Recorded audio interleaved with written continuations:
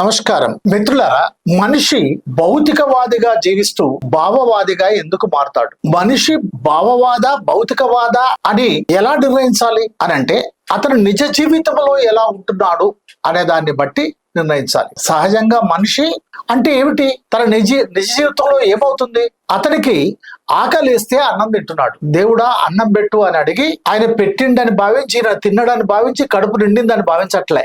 అన్నం తింటేనే కడుపు నిండుతుంది. రోగం వస్తే మందులు వేసుకుంటున్నాడు. నా రోగం పోవాలని మొక్కితే రోగం పోవటలే, మందులు వేసుకుంటే పోతుంది. అలాగే తన అవసరాల కోసం, తన జీవితాన్ని సుఖమయంగా కొనసాగించడం కోసం అతను శ్రమిస్తున్నాడు, ఉద్యోగం చేస్తున్నాడు, వ్యాపారం చేస్తున్నాడు, డబ్బు సంపాదిస్తున్నాడు. అతను తన భార్య పిల్లల కోసం కష్టపడుతున్నాడు. స్త్రీ గాని పురుషుడు గాని ఎవరైనా సరే. అంటే మనిషి తన జీవితంలో భౌతిక అవసరాల కోసం సమాజం పైన ఆధారపడుతూ తన జీవితాన్ని కొనసాగిస్తున్నాడు. అంటే మనిషి తన జీవితం మనుగడ కోసం సమాజంపై ఆధారపడుతూ, ప్రకృతిపై ఆధారపడుతూ తన జీవితాన్ని కొనసాగిస్తున్నాడు. ఇది మనిషి భౌతికవాది అని అనుకోవటానికి ఒక వాస్తవమైనటువంటి సత్యమైనటువంటి విషయం. అయితే మరి అదే మనిషిలో భావవాదం కూడా ఉంది. అతనికి ఏమైనా కష్టం వచ్చినప్పుడు నా కర్మ ఇలా కాలింది అంటాడు. అతనికి ఏమన్నా అయినప్పుడు నాకే ఎందుకు ఇలా అయింది, ఎవరికి కాంది అని అంటాడు. అతని ఇంట్లో ఏదైనా మరణం జరిగినప్పుడు లేక అతని కష్టాల పాలైనప్పుడు దేవుడు ఇలా నిర్ణయించి ఉండవచ్చు,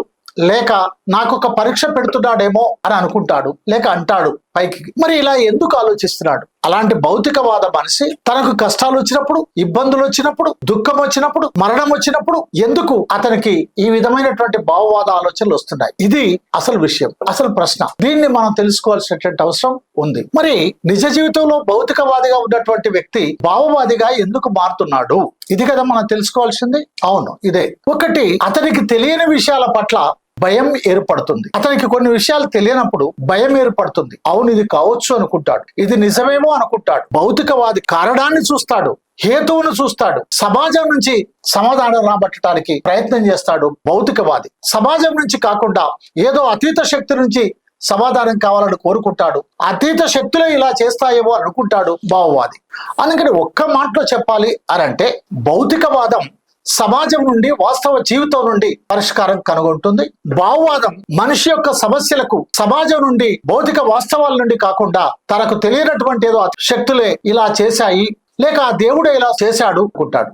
ఇది రెండింటి మధ్య ఉన్నటువంటి తేడా. అయితే ఇక్కడ ఒక గమ్మత్తైన విషయం ఉంటుంది. ఆయన భౌతికవాది కానీ భావవాద ఆలోచనలు వచ్చాయి, లేక భావవాదిగా మారిపోయాడు. అందుగల కారణం ఏమిటి అని చూసినప్పుడు ఆ భౌతికవాది పైన తాను తట్టుకోలేనటువంటి, తన చేతిలో లేనటువంటి, తను ఊహించినటువంటి ఘటన జరిగిందనుకోండి, ఆ ఇంట్లో ఒక మరణం జరిగిందనుకోండి, లేదా పూడ్చుకోలేనటువంటి నష్టం జరిగింది అనుకోండి, లేదా తీవ్రమైనటువంటి విషాదంలోకి అతను వెళ్ళాడు అనుకోండి, అప్పుడు ఆ భౌతికవాది చిన్నప్పటి నుంచి విన్నటువంటిది, చూసినటువంటిది, ఎవరో చెప్పితే చేసినటువంటిది, తను అనేక సందర్భాల్లో అనేక మందిని కలుస్తున్నప్పుడు అనేక మంది చేసినటువంటి విషయాలు ఆయన దృష్టిలో ఉంటాయి.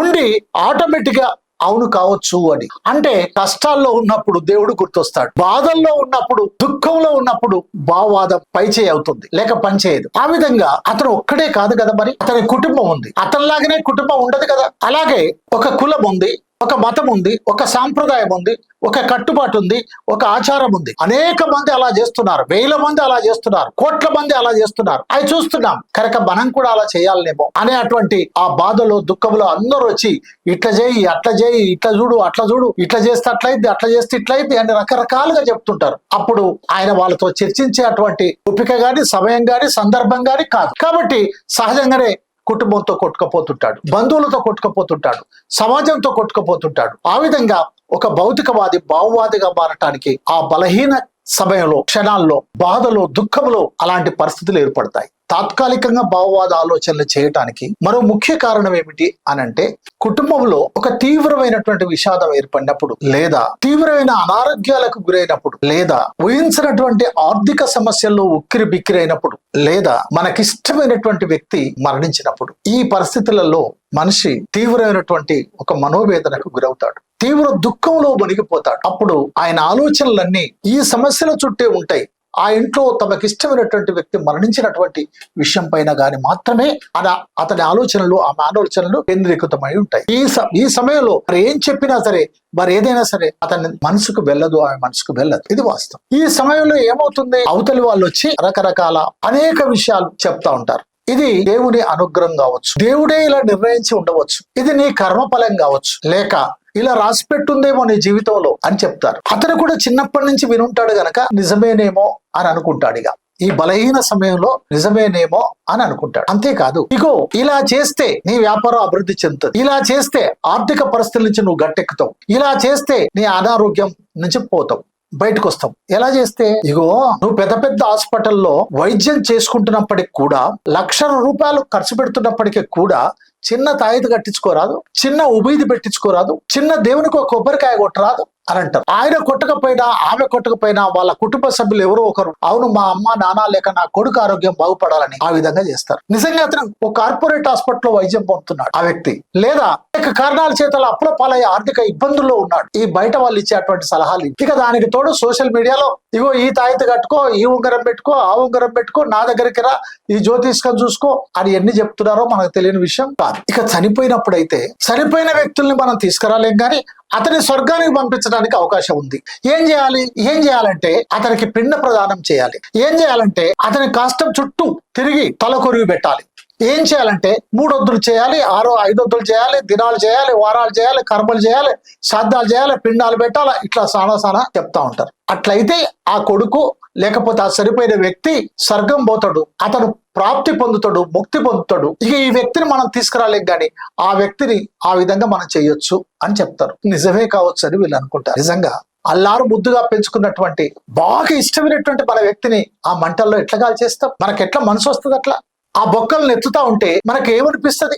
అట్లా ఎందుకు చేయాలి? అంత అమానుషం మనుషులమా? మన ప్రియమైనటువంటి వాళ్ళని మనం అట్లా చేస్తామా? కానీ అట్లా చేస్తే మోక్షం ఉంది అంటారు. నిజానికి ఆ కాకులకు గద్దలకు పెట్టే కంటే, ఆ సముద్రంలో వేసే కంటే, ఆ పిండ ప్రదానం పేరుతోటి 100 రూపాయలు 1000 రూపాయలు లక్షల రూపాయలు ఖర్చు చేసే కంటే ఒక అనాథాశ్రమాలకు అన్నం పెడితే ఎలా ఉంటుంది? లేక పేదలకు ఏదైనా పంచితే ఎలా ఉంటుంది? లేదా ఒక హాస్పిటల్లో రోగులకు ఏమైనా ఇస్తే ఎలా ఉంటుంది? ఒక్కసారి ఆలోచించండి. ఇది చెప్పరు ఎవరు. ఎందుకంటే అవన్నీ చేస్తే ఈ చనిపోయిన ఆయనకు మోక్షం దొరకదు, స్వర్గానికి పోడు. ఆయన స్వర్గానికి పోవాలంటే ఇవన్నీ చేయాలి. ఇది భౌతికవాదిగా ఉన్నటువంటి వ్యక్తి భావవాదిగా అష్టంగా ప్రేమించినటువంటి వ్యక్తికి నిజంగా ఇట్లా చేస్తే అట్లా అయిద్దేమో అని ఒక భావనకు గురవుతాడు. అంతేకాదు, ఆ వ్యక్తి ఏకాకి కాదు, ఆ వ్యక్తి మాత్రమే భౌతికవాది కావచ్చు. ఆయన తల్లి, ఆయన తండ్రి, ఆయన అన్న, ఆయన తమ్ముడు, ఆయన కొడుకు, ఆయన బిడ్డ, ఆయన భార్య, ఆయన కోడలు, వీళ్ళంతా భౌతికవాదులా? కాదు కదా. వీళ్ళంతా వామపక్షవాదులా? కాదు కదా. వీళ్ళంతా కమ్యూనిస్టులా? కాదు కదా. వీళ్ళంతా అభ్యుదయవాదులా? కాదు కదా. కాబట్టి వాళ్ళ ప్రభావం ఇతడి మీద పడుతుంది. అలా చేయడానికి వీళ్ళది ఇట్లాగనే చేయాలి అని వాళ్ళు అంటారు. దానివల్ల ఆ ఇంటి వాళ్ళకు దూరం కాలేడు కదా ఈ విషయంలో. కాబట్టి ఆ భార్యను, కోడల్ని, కొడుకును, బిడ్డను, తల్లిని, తండ్రిని, అన్నను, తమ్ముడిని దూరం చేసుకోలేడు కదా ఈ విషయంలో. వాళ్ళతో కొట్లాడి ఇక్కడ తర్కం చేయలేడు కదా, తన సిద్ధాంతాన్ని అక్కడ వివరించలేడు కదా. కాబట్టి వాళ్ళు చెప్పినట్టు వింటాడు. అంతేకాదు, బంధువులందరూ వచ్చి చుట్టూ కూర్చొని బంధువులందరూ చెప్తుంటారు, ఏం పిల్లగా కుండ పట్టుకోవా, ఏం పిల్లగా గోసి పెట్టుకోవా, ఏం పిల్లగా తలవూరు పెట్టవా, ఏం పిల్లగా పిడ్డం పెట్టవా, ఏమయ్యా అజ్జయ్యవా, ఏమయ్యా ఇజ్జయ్యవా, కథ చెప్పేవా, కారకారం చెప్పేవా, ఇట్లాంటి అన్ని చాలా చెప్తుంటారు. ఈ బలహీన పరిస్థితిలో ఇలాంటి వాటన్నిటికి తలొగ్గేటువంటి పరిస్థితి ఏర్పడుతుంది తప్ప నిజంగా భౌతికవాది భావవాదిగా మారడం కాదు. ఆ క్షణంలో ఆ సమాజంలో నుంచి వచ్చినటువంటి ఒత్తిడి, కుటుంబంలో నుంచి వచ్చినటువంటి ఒత్తిడి, చిన్నతనం నుంచి తన పైన పడినటువంటి భావవాద ప్రభావానికి ఆ క్షణంలో లోనవుతారు అనే విషయాన్ని గుర్తుంచుకోవాలి. అతన్ని ఆ రూపంలో మనం అర్థం చేసుకోవాలి తప్ప అపార్థం చేసుకోకూడదని నేను మనవి చేసేది. అంతేకాదు, ఒక వ్యక్తి భౌతికవాదిగా దీవిస్తూ భావవాద ఆలోచనలు కలిగి ఉండటాన్ని, లేక తాత్కాలికంగానైనా అప్పుడు ఆ భావవాద క్రియలు లేక కర్మలు చేయడాన్ని, దాని నుండి ఎలా కాపాడుకోబడాలి, ఆయన అభ్యుదయవాద, కమ్యూనిస్టా, ఇంకోట అనే తర్వాత ముచ్చట. ఆయన ఈ సమాజంలో జీవిస్తున్నాడు, ఆయన ఒక కుటుంబంలో జీవిస్తున్నాడు. అందుకని మనిషి జీవితం భౌతిక పరిస్థితిలో జరుగుతుంది అని గుర్తుంచుకోవాలి. ఆ మనిషిని సమాజ ప్రభావం ఉంటుంది, కుటుంబ ప్రభావం ఉంటుంది. ఆ మనిషి జీవితంలో చిన్నప్పటి నుంచి పెరిగినటువంటి వాతావరణ పరిస్థితులు, విన్నటువంటి, చూసినటువంటి సాంస్కృతిక ప్రభావాలు ఆ మనిషి పైన ఉంటాయి అని గుర్తు చేసుకోవాలి. అందుకే మనం వ్యక్తిని నిందించాల్సిన అవసరం లేదు. ఆ వ్యక్తి అలా ఎందుకు చేశాడు, ఎందుకు చేస్తున్నాడు అని అనుకోవాల్సినటువంటి అవసరం లేదు. మరి ఏం చేయాలన్నప్పుడు ఇలాంటి భౌతికవాదులు ఎవరైతే ఉన్నారో, భావవాదం ఆలోచనలు కలిగినటువంటి ఈ సమాజ మార్పు కోసం పనిచేస్తున్నటువంటి వాళ్ళు ఎవరైతే ఉన్నారో, వాళ్ళు ఒక వాస్తవ విషయాన్ని గమనించాలి. ఒకటి, వాళ్ళు పనిచేస్తున్నటువంటి సంస్థలోని లేక ప్రపంచంలోని, దేశంలోని ఇలాంటి అభ్యుదయవాదులు, వామపక్షవాదులు లేక ప్రజల కోసం పనిచేసేటువంటి వాళ్ళు చనిపోయినప్పుడు ఏం చేస్తున్నారు అనేది మన ఉపన్యాసాల్లో చెప్పటం, రాతల్లో రాయటం కాకుండా మన కుటుంబాన్ని కూడా అర్థం చేయించడానికి ప్రయత్నం చేసి చైతన్యవంతం చేయాలి. క్రమక్రమంగా నెమ్మదిగా క్రమక్రమంగా.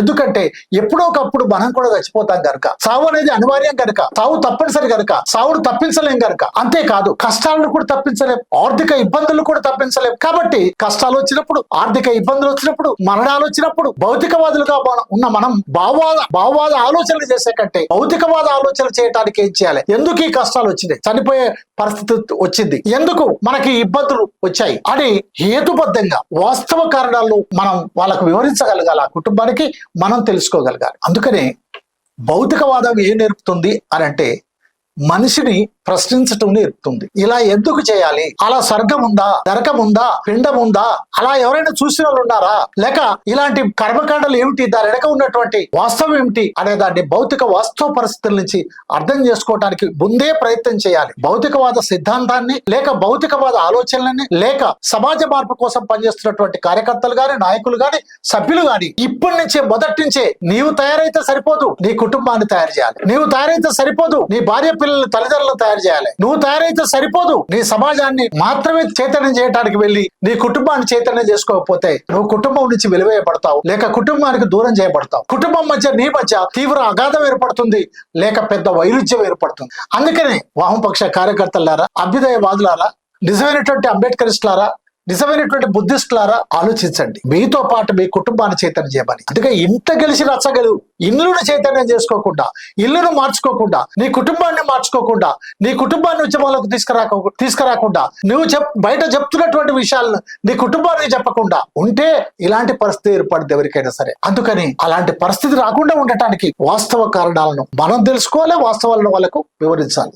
భావవాదాన్ని అధిగమించటం అంటే భావవాదాన్ని నమ్ముతున్నటువంటి వ్యక్తులను అవమానించడం కాదు, వాళ్ళ చైతన్య స్థాయి అది అని అర్థం చేసుకోవటం. వారిని ఇంకా చైతన్యం చేసుకోవాల్సినటువంటి బాధ్యత మన పైన ఉంది అని మనం అర్థం చేసుకోవటం. మనం నమ్మేది ఏమిటో కాదు ముఖ్యం, నిజంగా ఉన్నదేమిటో ముఖ్యం. మనం అయ్యున్నాయని నమ్మటం కాదు, నిజంగా ఏముంది, సత్యం ఏమిటి అనేది ముఖ్యం. ఇదే భౌతికవాదానికి ఒక నిదర్శనం. భౌతికంగా ఉన్నది ఏంటి అనేది చూడాలి, సత్యం ఏంది అనే దాన్ని చూడాలి. తాత్వికతలో చాలా ఉన్నాయి. భావవాదం, భౌతికవాదం ఇయాట పుట్టింది కాదు, ఇలా వచ్చింది కాదు, వందల వేల సంవత్సరాలుగా సమాజంలో కొనసాగుతుంది, ఇంకా కొనసాగుతుంది. అందుకని ఇలాంటి పరిస్థితుల్లో మనం మనిషి భౌతికవాదిగా ఉండి భావవాద ఆలోచనలు ఎందుకు చేస్తాడు, ఒకానొక దశలో భావవాద చర్యలకు ఎలా గురవుతాడు అని అంటే ఆ మనిషిని మనం తప్పుపట్టే కంటే ఆ మనిషి కుటుంబము, ఆ మనిషి సమాజము, ఆ మనిషి బంధుత్వము, ఆ మనిషి ఉన్నటువంటి మిగతా పరిస్థితి మనం అర్థం చేసుకోవాలి, సానుభూతితో అర్థం చేసుకోవాలి తప్ప మరొకటి కాదని తెలియజేస్తూ, మిత్రులారా చూస్తూనే ఉండండి బొజ్జ భిక్షమయ్య యూట్యూబ్ ఛానల్. సబ్స్క్రైబ్ చేయండి, షేర్ చేయండి, లైక్ చేయండి. Thank you very much.